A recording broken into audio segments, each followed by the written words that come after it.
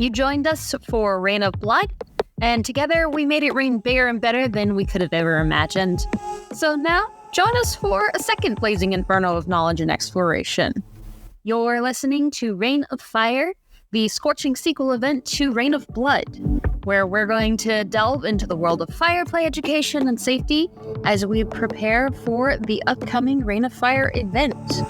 Join your host, Miss Kitten, Radically Dark, and Ember Solaris as we ignite your curiosity and stoke the flames of passion with discussions, interviews, and authentic insights from around the globe.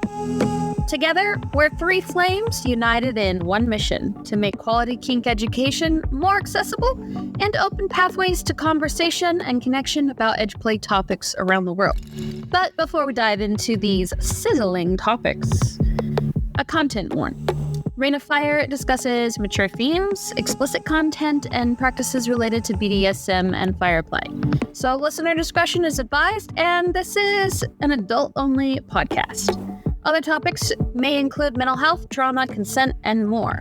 So please be sure you're in a good spot to engage in these topics before continuing to listen. So, grab your fire gear, stoke the flames of curiosity, and let's embark on this crackling journey together. Welcome to Rain of Fire.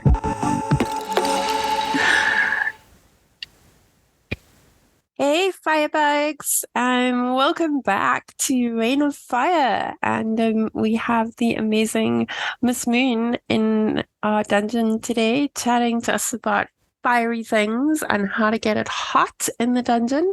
Miss Moon, welcome back.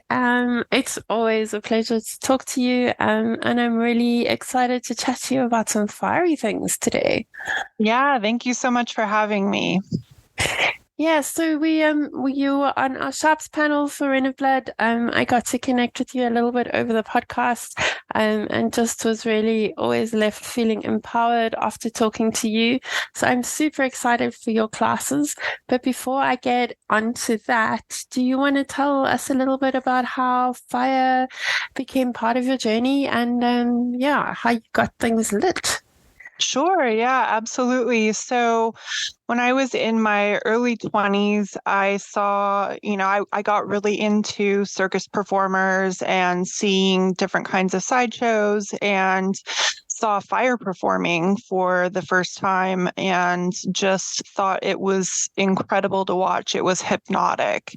And I found out about fire play and BDSM and started incorporating after a mentorship with a fire player, incorporating the play into my play and just fell in love with it. It's incredible to play with fire. There's something really primal about it, and it's just been a part of my journey since then. Amazing. I think fireplay is definitely part of edge play. So when you're looking at fireplay and you're looking to get involved, what particular safety precautions are the first things that come to mind? And also, what do you how do you ask your bottoms to prepare for something like that? I have very limited experience. Like we burn things in Africa, but we do them without much without much education. So you're teaching me today about fire. Yeah, absolutely. So I think first things first is even if you see a fire demonstration at a dungeon, to still seek out a mentor that's experienced in fire play before you start playing yourself. I think it's incredibly important to have somebody guiding you through the process and showing you technical application, showing you all of the details of how to handle fire properly. And it's so invaluable to have somebody there guiding you through it for the first, handful of times that you really start playing with fire yourself. As far as preparing my bottoms for fire play, I really encourage them to hydrate well, to take care of their skin, to do everything possible to demonstrate mental capacity, physical capacity. I check in to see, how's their mobility? Are they feeling good? Are they feeling mentally sharp? Are they feeling prepared? And really just go over all of my checklist to make sure that they're in the physical and mental state to handle fire. And it's important to me that there's both that mental and physical capacity, because it's so easy for fire to go wrong. And if you're not sharp and you don't have the acumen to deal with it, a lot of dangerous things can happen. I think like in my very limited experience, and my experience has had some very epic consequences with fire, and you sort of learn the hard way, as you always do in kink, I think, in the beginning. That talk about that skin prep is just even more important for fire play, and even what you're putting on the skin becomes important. So things like body lotions that contain perfume, anything that contains alcohol, like that all starts to become an issue. Is that something I'm being over paranoid about, or is that something that you're considering? It's absolutely something that I'm considering. Before fire play, I always remind people not to wear spray deodorants, not to use aerosols, not to use perfumes, not to use body lotions. Body lotions and body oils can contain petroleum products, which are flammable. So it's really important to avoid those kinds of products. And there's people that will tell you that it's not that big of a deal, but I would rather be overly prepared than underprepared and deal with something like an extreme burn. Yeah, we went shopping on Saturday to have a look at a whole bunch of stuff that we can burn, as one does. And it's incredible to see the list of products in some of the stuff that you take for granted. Like a lot of stuff contains butane, a lot of hair care products, a lot of like glitter sprays, stuff like that. I was just, it was a bit of an eye opener for me as a complete novice to sort of realize that I need to read all the packaging, and I need to read the fine print before I start setting my poor slave on fire. Because he's obviously going to be the one that is my crash test dummy for this event. So but just like the stuff that's in some of that is really, I could imagine, not the best idea, and also is going to react with the heat as well. So that super interesting to just go through the stuff that we use on a daily basis and realize that some of it is incredibly flammable. Yeah, we put a lot of flammable things on our bodies, and it's really easy to overlook it because you put petroleum jelly on your body and you don't think about whether or not it's flammable. It's just, oh, well, it makes my skin feel good, or, oh, it protects my skin. And it has those properties, but at the same time, there's still flammability. So it really is important to remind people to go in with bare skin and to make sure that they're not using any of those things to prevent any dangerous things from happening. Yeah, that was it was a big learning lesson for me. I have done very little actual fire play.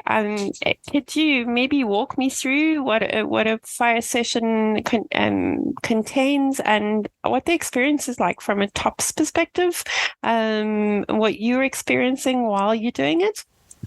Yeah, absolutely. So For me, I really focus on fire massage, which includes fire drumming, fire fleshing, and I use flash cotton as part of my fire play as well, which is probably my personal favorite. So, when I'm getting ready to play with fire, I do a lot of body contact with my bottom, and I find that touching the skin before the fire touches the body is something that's soothing, it's relaxing. I'm really hands-on with, when I extinguish the fire, I try to really, caress the skin, be gentle with the skin. And I really find that, walking through a play session, I enjoy the fire fleshing. I enjoy the feeling of drumming and extinguishing the fire over and over again. For me, as a top, there's a lot of feelings that go through your mind, and there's a lot of chemicals that go through your mind. So there's, that feeling of unpredictability with fire that lends a healthy amount of nerves to the mind. So you're definitely thinking about, what could go wrong, and that's lingering in your brain as you're playing with the fire. Caring for your top, caring for your bottom is incredibly important, and that's always at the forefront of my mind. Is I'm playing with the fire, but at the same time I'm also anticipating the potential for something to happen. So there's this hypervigilance that happens for me of being, extra cautious and handling with great care. There's a bit of an adrenaline rush handling fire. I definitely get an adrenaline rush when I'm holding a fire wand. There's something really, like I said, it's very primal, and there's something very empowering about it at the same time. And it's definitely something that it feels very spiritual in a way for me. So I'm really trying to infuse my play with that spiritual element and with that mystical element. And so that's why there's a lot of contact with the skin, even if I'm not applying the fire to the skin. I hear a lot of concepts that I don't quite understand, so maybe I can ask for a little bit of clarity. So you're speaking about fire fleshing, and you're speaking about fire drumming. Can you give me a little bit of an understanding of what that actually means? We've never seen that in our community. Yeah, so fire drumming is one of the more common forms of fire play, where you use a fire wand, you light it on fire, and you drum on the skin. So you're kind of tapping the skin, and then there's fuel that's left behind on the skin. So there's a flame that ignites on the skin, and then you extinguish the fire with your other hand. So you're tapping and then extinguishing and tapping and extinguishing. And it can be a firm tap, it can be a lighter tap, but it's a very kind of rhythmic experience where you're moving across different areas of the body. I think it's an important thing to keep in mind that burns are very cumulative. So if you apply fire to the same part of the body over and over and over again, there's more likelihood to sustain a burn. So with fire drumming, you're really moving into various parts of the body and traveling across the body with the fire wand, which I really enjoy. Fire fleshing is applying fuel to the body and then lighting it on fire and extinguishing it that way. And in your experience with this, are they burned? Does it often end up with a burn? Is that a common thing that happens? I hear a sort of, I'm trying to picture it in my head from not having experienced it, but I'm imagining that at some point the top is using their hand to put some of the fire out after, so it doesn't get too hot on the bottom. So the top is also at risk for a burn. What are the realities in that situation?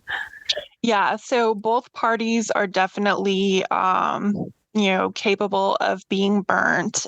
Because fire burns up, the top is very likely to sustain a burn if they're not careful about how they're handling the fire. So when I extinguish the fire on the skin, I'm sliding my hand across the skin. I'm not going from, up in the air down towards the fire. Unless I smack the fire out really quickly, you have to move really fast when you're extinguishing the flame.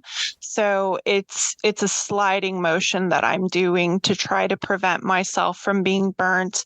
I do smack the fire out occasionally, and that's really quick. So it's not something that's ever burnt me before, but there's definitely a high potential for burn if you move slowly. If you wait while the fire is on the skin, it can definitely burn quickly. It only takes seconds to sustain a 3rd-degree burn. So you really do need to be conscious of that and not be staring at the fire or getting hypnotized by the fire when you're extinguishing it. I've seen some fire play people that are new to fire play that move slowly, and there's definitely that potential to burn the bottom. Because the fire is burning up, there's, the heat isn't as intense to the skin for the bottom as it is if you're putting your hand above it as at the top. So, but there's still that quick potential to burn the skin. So I just always tell people to move quickly, don't get distracted by it. It is easy if you're handling fire for the first time to get distracted by it because it's beautiful to look at and it's very hypnotic. And from a risk mitigation point of view, what stuff is on hand so that if there is a burn, you know how to treat it? And is there a way of identifying if it's a 1st degree, 2nd degree, or 3rd degree burn? So as far as the burns go, there's 1st degree, 2nd degree, 3rd degree. 1st degree looks kind of like the skin is rosy, but there's no blistering, there's no singed skin, there's no black on the skin. It's just red. And then 2nd degree, there might be some blistering.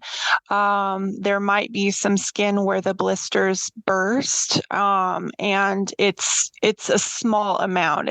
It's less concentrated. The 3rd degree burn is where you see blackened skin or white skin because of the burn.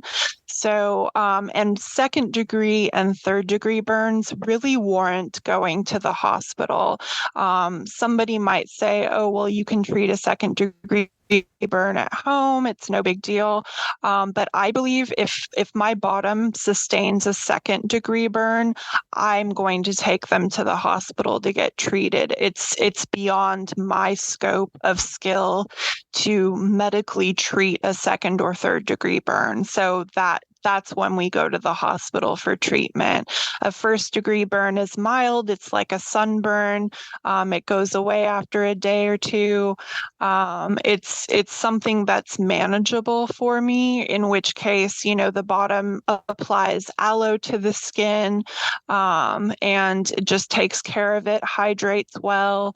But, I have a lot on hand to help mitigate risk as far as putting a bucket of water, a wet towel. I have a fire blanket that I put underneath the bottom, and then a fire blanket that I put on top of the bottom in the event of an emergency.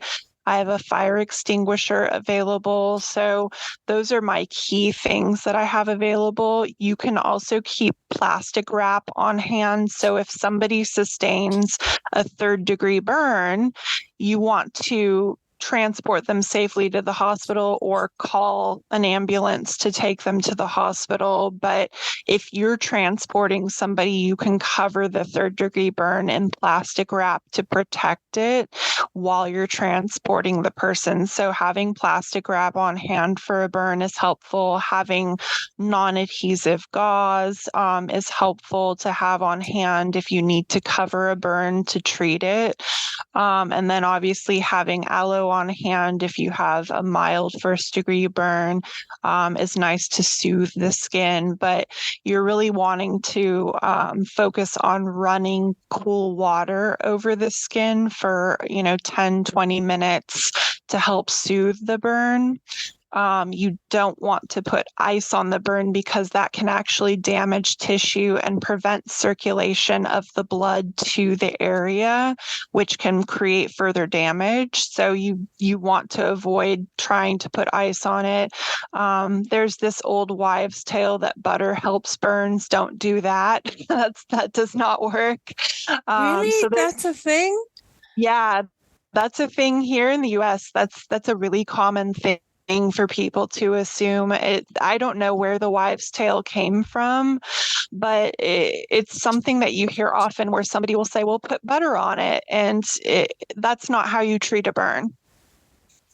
I think I have limited experience with fire play burns, but my experience with burns from a medical perspective, infection is a huge risk. So putting butter on from my fridge would definitely not be my point of reference. Yeah. We have something called Burn Shield here, which is great. I'm sure it's like your aloe hydrating gel, and it comes in a really cool pack, and it's got like a piece of gauze that's really soaked in like a gooey liquid. So we would use something like that. But I'm definitely going to invest in a whole bunch of stuff after this podcast. I have a list now. Thank you very much. Yeah. On Saturday morning, my slave and I were determined we do a bit of flash cotton. Flash cotton is definitely something that we've played with and we really love. But it's a very quick fire, and it's not necessarily, the risk. I think it burns out so quickly. I think there's less risk than using a fuel.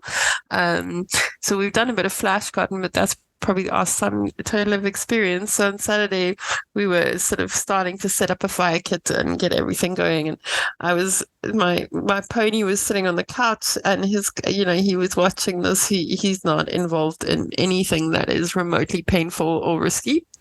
And my slave was like, no, we'll be fine. We've got a bucket. And the pony was like, and today on your shopping trip, you're going to buy a fire extinguisher. And the slave was like, no, we've got a bucket. We'll be fine. And the pony was like, you will get a fire extinguisher, and you can beat him with a bucket afterwards, but you're going to have a fire extinguisher. No one is lighting anything in this house without a fire extinguisher. Right, exactly. And I honestly won't play at home because for me, that's outside of my risk profile. I have too many things at home that could potentially catch fire. It's safer for me to play at the dungeon because there's less, there's no drapery hanging on the walls. There's no fabric everywhere. I've got a lot of fabric in my house that could easily catch fire if a fire spread quickly. So I try to play in a place where it's very bare.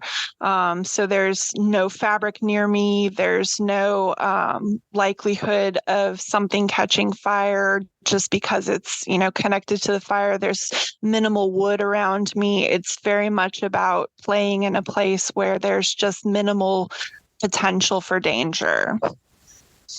Yeah, and I think that extends to negotiations as well. Are there some like key things that are really important when you negotiating fire with a bottom? Yeah, so the first thing is making sure that they understand that burns are likely. It's not to say that they're going to, there's no guarantee that there's going to be a burn, but I really make sure that they understand that there is potential for burns to happen, and that they understand that that means they may need to go to the hospital, and that may be something that they have to deal with, do you have insurance? Do you have a plan as far as which hospital you want to go to? Do you understand how to treat the wound after you receive it? What's your plan for aftercare beyond going to the hospital? Those are my first priorities, is do you know what you're getting yourself into? Because it's not just for them, it's also for me too. Making sure that they understand that I could sustain a burn, and there's the danger of, if I get burned severely, there's a potential that I need to step back from the scene and take care of myself, and the scene stops, and we have to mitigate all of the risks that are involved, putting out the fire, dealing with the potential of having to put out fire on both parties. So, really, really emphasizing the danger involved in playing with fire, really making sure they understand the medical implications of playing with fire, making sure that they understand the psychological implications of playing with fire. So there's a lot of chemicals that are released in the brain. Like I said, there's adrenaline that's released in the brain. There's, definitely this possibility that with adrenaline, you could have traumatic response because, there's past traumas may have released adrenaline in your body, and it could be a trigger to have adrenaline released in your body when you're playing with fire. So making sure they really understand the psychological aspects of it, of fear, playing into things. Playing with flash cotton can be very shocking for people, because even if you know it's coming, the fire is very shocking still. It's fast, it moves quickly, it sounds loud. It's, kind of a big bang, and I think that can be frightening for people as well. And you need them to stay still when they're playing with fire like that. So, and then making sure they have mobility, that they're able to move quickly in the event of an emergency. That's a huge priority. It's outside of my risk profile to play with anybody that has mobility issues, because I need them to move fast if a fire happens. I think that the flash cotton thing, we do quite a bit of flash cotton. It's definitely something we all enjoy, and it's become part of our kink box. But I haven't played with flash cotton for about 8 weeks or 9 weeks, being focused on the needle thing for Rain of Blood. And I took some pictures of just some cotton in my hand, and you are not kidding when you say it is dramatic, and it is a huge adrenaline rush. And, you feel, even as someone who plays with flash cotton and loves flash cotton and has experienced a lot of it and has had it all over my body, and putting it in my hand after having not played with it for a while and not experienced it. And I first burnt it on a little metal tablet, just to make sure that the flash cotton was still burning as fast as it should be, and that the flash cotton was still able to be used on a body. So I tested it, and then putting it on my hand, just that adrenaline rush. And we filmed about 3 or 4 different videos of it on my hand, and every time it was the same intensity of complete adrenaline rush. It doesn't dissipate. It is still as effective.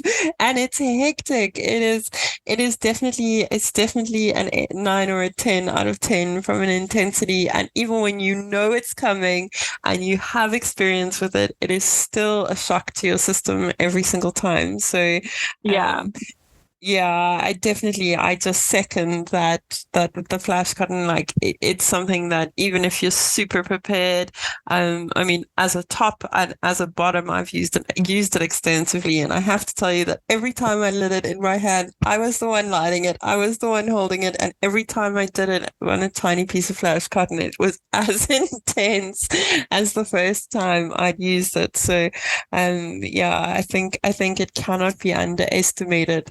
On any level. Yeah, absolutely. It's one of those things where whenever I'm playing with flash cotton with somebody, I always ask before I light it, are you ready? And it's like every single time somebody will say, yes, I'm ready. And then as soon as I light it, there's that kind of, they twitch almost because it's so shocking. I could light it the same on the same person multiple times. And there's still that kind of knee jerk response to it of like, oh my gosh, they're shocked that it's happening and it's happening so quickly. And, I've gotten yells out of people, multiple times in one session, even though I keep asking them, are you ready? Okay, I'm going to light it. Are you prepared?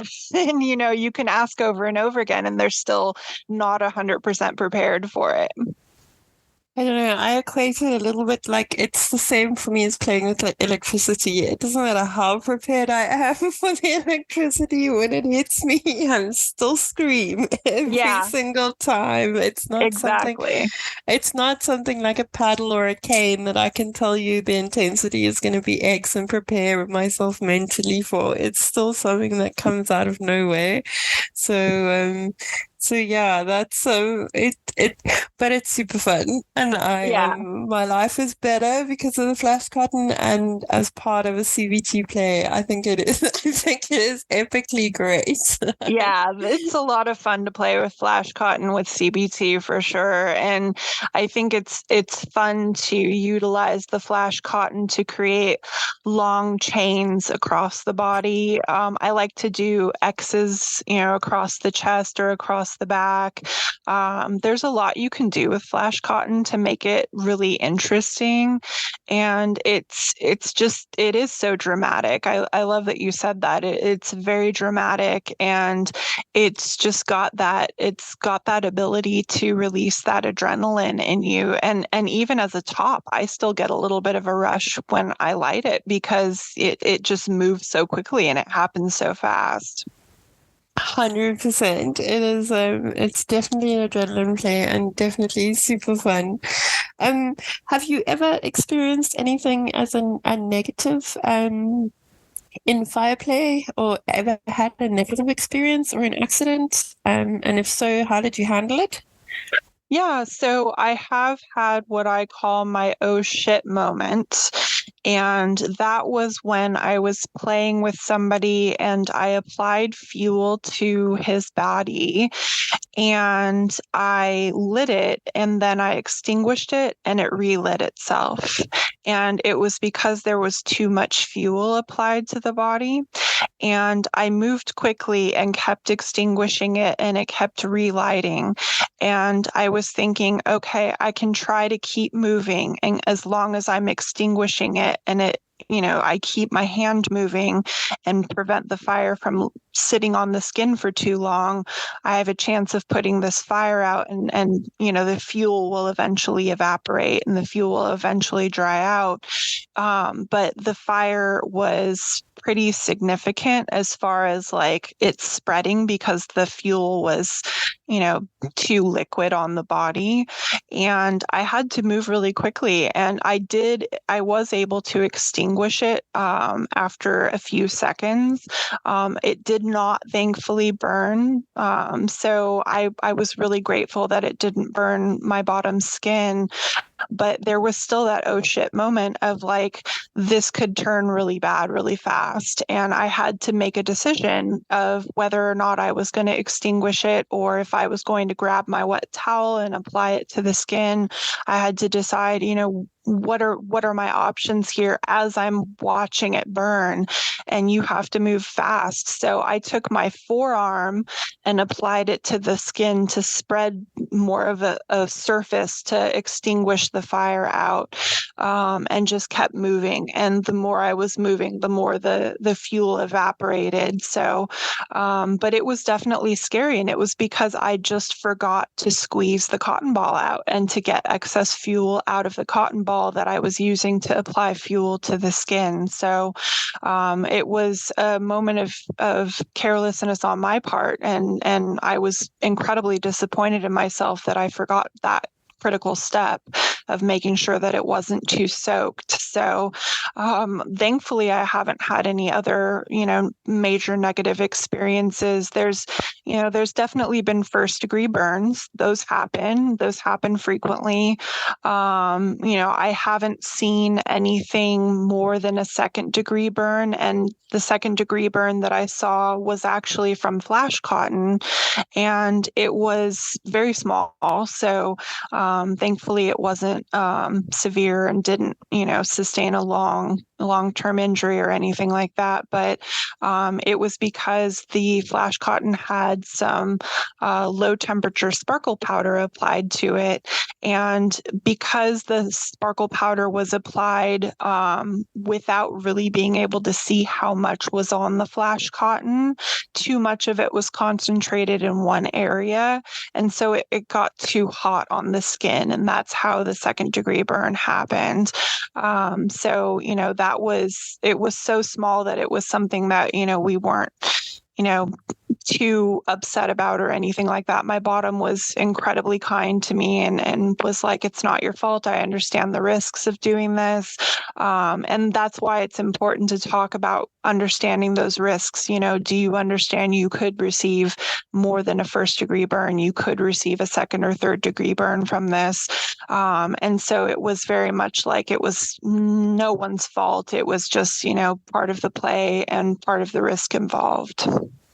I definitely think when you're dealing with something like this, the reality is not, that you might get burnt. At some point, you're going to get burnt. What is the plan when that happens? I think that if you're going into it, the accountability needs to come in the start to say, if I do have a second degree burn, what is the process going forward? What is my time off work? How can I afford all of that? I think those ethical questions happen before, and I don't think it's fair to sort of say that, we humans make mistakes. We have all kinked for long enough to know that it's inevitable at some point. It is going to happen. So what is the strategy going forward? And I also think that speaking about it openly is hugely important. In our community, it's, nobody wants to admit mistakes because we all get lynched. But the reality is everybody is human. At some point, it's going to be our turn. So I think it's really valuable. We did a flash cotton, and we did a crossover over my body, and where we crossed the flash cotton, it was too thick over a point on my arm, and I also got a very small but a second degree burn from having the flash cotton layered. I think it was layered over twice. So it definitely happens. I was topping from the bottom for that scene, so there's only me to blame for the entire situation. But the reality is that it happens. It happens to the best of us. It's going to happen to anybody who plays with it, and you need to have everything planned out. This kind of edge play, the sport that I compete in at home, requires me to wear a medical aid card. So they strap a band to my ankle before they set me off on my for my turn in the country. And on that medical aid card is all my details and everything written down. And it's my contingency plan if they find my body in the felt. So, that's kind of how I see edge play as well. Like, you need to know that this is happening, everything's prepared, and that the top has access to that. The other thing I wanted to say is this is the one play where I think it's great to have your story sorted out between the top and bottom, so that when you do end up at the hospital, you know exactly how you were explaining this, and you're both on the same page, and that, that emergency contact, how much information is shared with that emergency contact. And if they don't want to, I've heard recently a lot of tops say that they don't want to be responsible for that information, but then putting it down in a piece of paper, and literally, you don't have to strap it to your ankle because it wouldn't look super sexy in the dungeon strapped to your ankle, but having that accessible to the top or to the bottom so that you can use it in case of emergency is really important. Yeah, absolutely. I think that's one of the most important things. I always talk about the insurance card. If you don't have insurance, what is your financial plan? As a top, I feel a responsibility to be willing to contribute towards medical bills, and I have to understand that that's something that I need to be prepared for and make sure that that's something that I'm able to do. So there's a lot of responsibility on part of the top to make sure that the bottom is safe and taken care of, especially in the event of an emergency. I think that that's a conversation, though, that needs to happen before. In my country, our hospitals, we have a government hospital, so you can get free care. That is really basic standard, and you'll often wait 24 hours or whatever to see a doctor. That's sort of like a shortened version. Right. And then our first sort of private hospital line, you're looking at 100,000 Rand for a proper emergency treatment. You're looking at big money. So these are questions that definitely need to be raised before the situation. And I also think it's fair for the top to be able to say, I'm either in it and I'm going to help you financially, or I'm not in it and I can't help you financially. And then the bottom to be able to then still decide if the play is correct for them. But I definitely think that is part of a pre-negotiation question for me, especially in my country, because it can end up being financially ruining if the situation goes wrong. And the other thing is, what is your adult plan if you can't go to work, especially if this play goes wrong and it affects you for a period of time. I read a fire story, I think about 7 years ago, in the community where the bottom then didn't work for 3 months, and it sort of sat in my head that this could be a play that really affects you long term. And what is your risk plan and what is your risk budget say? Can you afford to do these things? And that needs to be mentioned beforehand. Yeah, absolutely. I think that that's critical, especially with fire play, because like you said, it's not a matter of if, it's a matter of when. Yeah. And then emotional support and aftercare for something with fire play. It's a big adrenaline play. Is there something that you do specifically? Is there something that you like as a top? I like to do a debriefing after play. So talking through how they feel, what is their emotional state, how do you feel on a scale of 1 to 10? Are there any emotions that came up during play? Checking in afterwards, the next day, checking in a couple of days later and seeing how they feel, because it really is an emotionally charged play. And I want to make sure that they're feeling good about it, that they're, if they're experiencing drop, are they able to take care of themselves? Are they feeling okay to take care of themselves? So there's definitely a lot of that, need to talk through it and make sure that everybody is feeling good afterwards. Awesome. And what are you bringing to Rain of Fire? What are you going to show us? Because you don't get to see much, so we're really, really, really, really, really excited. So I'm going to talk about fire safety in a Fire Safety 101 course, and it's going to include a lot of, what we talked about, what tools we need to have on hand to mitigate risk. It'll also talk through what to do in the event of a burn. It'll talk about what to do in the event of a fire, because the fuel that you play with can spread very quickly and it can move fast. So, and a lot of this is coming from speaking with fire specialists. So, talking to our local fire department and getting information about fire safety, understanding, in the U.S. we have OSHA is an organization that is really focused on work safety for construction and things like that. So, occupational safety hazards. And so, talking about fire safety in a building and what to do in the event of an emergency. So, a lot of fire preparedness and understanding the safety risks. And then my other one will be about fun with flash cotton. So, I'm really excited about that. It's something I feel very passionate about and want to make sure people understand the proper technique and a lot about the material itself. It's important to me that people understand what it's made of, how it works, the way that the fire functions, and the way that you apply it to the body safely so that you can play with it with less risk.